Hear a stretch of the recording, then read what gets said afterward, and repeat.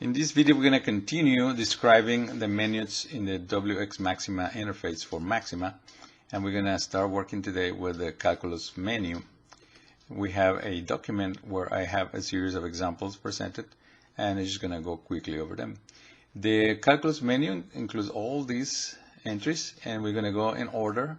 And so we start with the integrate one, and this is what the form that you will get if you just click integrate. Let me click in here and go calculus integrate. And so you fill out this form and to look like this, press OK, and this is the result. So I'm going to do Shift Enter to give me an arctangent of x. You can simply type the expression integrate and then an integrand like with the variable s here with respect to s to give you this result. Here's the third example, integrate sine of t cosine t with respect to t, give you minus cosine square over 2. Okay, an example of an indefinite integral, if you go again calculus integrate, you type your expression to integrate the value of integration and select the definite integration, and then you can change the variables of integration here.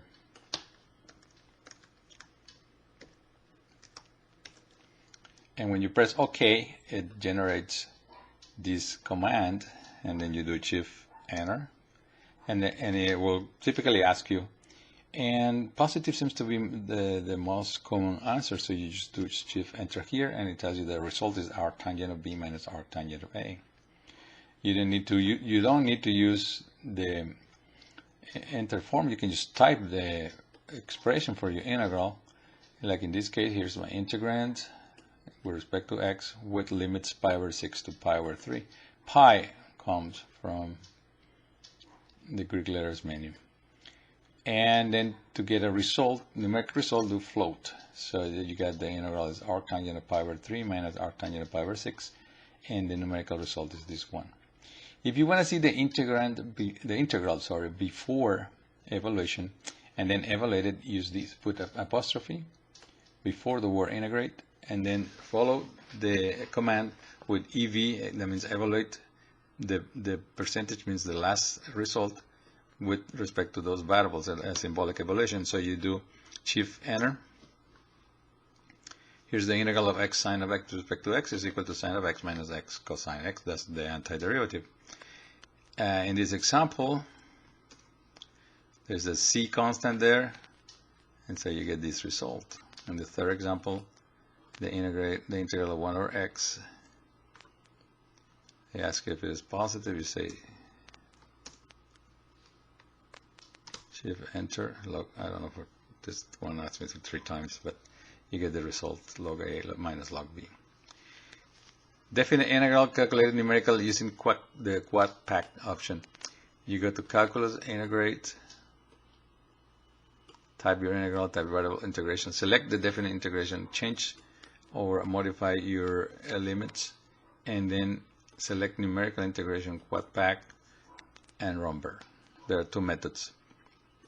If we select Quadpack, you get, this expression, which will provide you with 4 numbers, and those numbers are the actual value of the integration numerically calculated, the error involved, which is relatively small, 10 to the minus 10, the number of intervals that were needed to reach that result, and this is a number that is related to one of these outputs. 0 means no problems were encountered, means everything went okay. If in this form, instead of selecting Quadpack, you select Rumber, then the result is this command romberg, where you have your integrand, variable integration, lower and upper limit, and this just straightforward give you the value of the integral. Risch integration refers to an algorithm that was developed by an American mathematician, Robert Henry Risch, in 1968. And the idea is to find any antiderivative utilizing a combination of elementary functions. The details of the algorithm, you can find them online, but the basic idea is you get the best combination of elementary functions for your integral. So when you activate the Risch integration menu, you get this entry form where you type the expression you want to integrate, the value of integration, and then it gives you this result, this command. And if you do shift enter here, then you find that the integral of that function is sine of x minus x log of x minus x cosine x plus x. Changing variables. Changing variables is something that you do when you're learning how to calculate integrals by hand. But you could do it here in Maxima to help you out with that. You don't really need to do it, right? If you want to calculate the integral of this integral, all that you have to do is follow by EV. But let's do shift enter here to get the expression we want to integrate. And then we go for the change of variable entry form. And in this particular case, I'm going to integrate the previous integral, replacing the old variable x with a variable u that's going to be equal to that quantity within parentheses. U equals a square minus x squared. And if you say OK, you get that result called change of variable. I actually have it right here. And this integral became u, and x dx became du over 2 with a minus sign because of the derivative there. And so this is basically the same result actually. This figure will naturally be over here. Okay, so we did the change of variable. I'm going to eliminate this. And then I'm going to evaluate the previous result, and that tells me that's equal to minus u squared over 4. Now we use subst. Subst is available in simplify, substitute the value of u into the previous result to get my integral.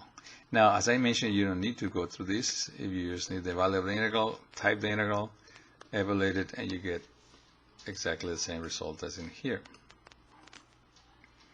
Here's another example for a definite integral. I'm going to do the integral, do the change of variable, changing sign of s for t, and then it changes the limits, as you can see right here. And then we have this product, and Maxima doesn't seem to be able to do it by itself, so you got to help it out a little bit.